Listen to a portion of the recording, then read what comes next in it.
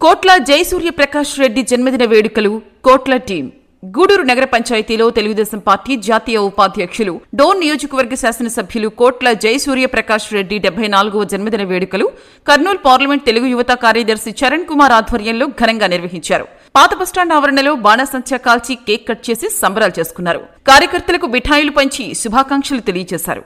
ఈ సందర్భంగా కర్నూలు పార్లమెంట్ తెలుగు యువత కార్యదర్శి చరణ్ కుమార్ మాట్లాడుతూ మా నాయకుడు కోట్ల జయసూర్య ప్రకాష్ రెడ్డి నిండు నూరేళ్లు బతకాలని, కార్యకర్తలకు అన్ని విధాలుగా అండగా ఉండాలని ఆ దేవుణ్ణి ప్రార్థిస్తున్నామని తెలిపారు. కోట్ల జయసూర్య ప్రకాష్ రెడ్డి గారికి త్వరలో మంత్రి పదవి వస్తుందని చెప్పారు. తెలుగుదేశం పార్టీ ప్రభుత్వంలో మా నాయకుడు కోట్ల జయసూర్య ప్రకాష్ రెడ్డి గారి సారథ్యంలో ఉమ్మడి కర్నూలు జిల్లాను అన్ని విధాలుగా అభివృద్ధి చేస్తారని, కార్యకర్తలకు అన్ని విధాలుగా అండగా ఉంటూ కార్యకర్తలకు ఏకైక నాయకుడు కోట్ల అని తెలిపారు. ఈ కార్యక్రమంలో బీసీసీఎల్ అధ్యక్షులు చెట్టుకింద సురేష్, చెట్టుకింద నారాయణ, అయ్యవారి నాయుడు, వాల్మీకి సంఘం ఉపాధ్యక్షులు సంగాల మధు, రైతు సంఘం కార్యదర్శి రేవుల గోవిందు, ఉప్పరి లక్ష్మణ, తెలుగు ఉపాధ్యక్షులు Y Nagaraju, VB Kishore Varma, T Nagaraju, Chanti, Surendra, Jayanna, Gopal తదితర కోట్ల అభిమానులు, తెలుగుదేశం పార్టీ నాయకులు, కార్యకర్తలు పాల్గొన్నారు.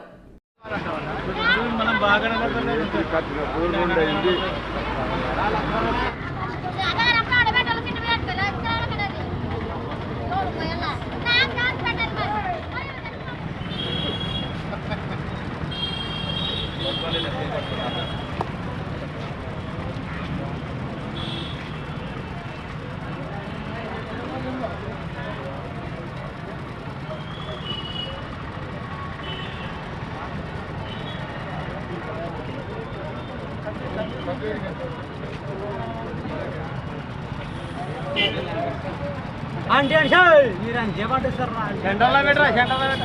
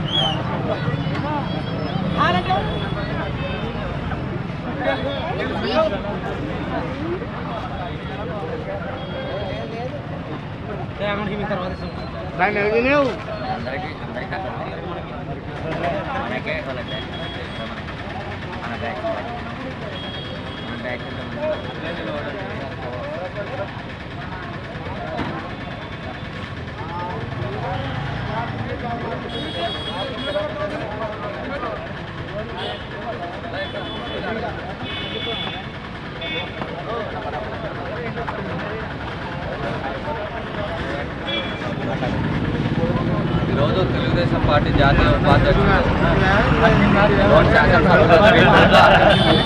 సూర్యప్రకాష్ రెడ్డి గారి 74వ జన్మదిన వేడుకలు గూడూరు కోట్ల టీం ఆధ్వర్యంలో నిర్వహించడం జరుగుతుంది.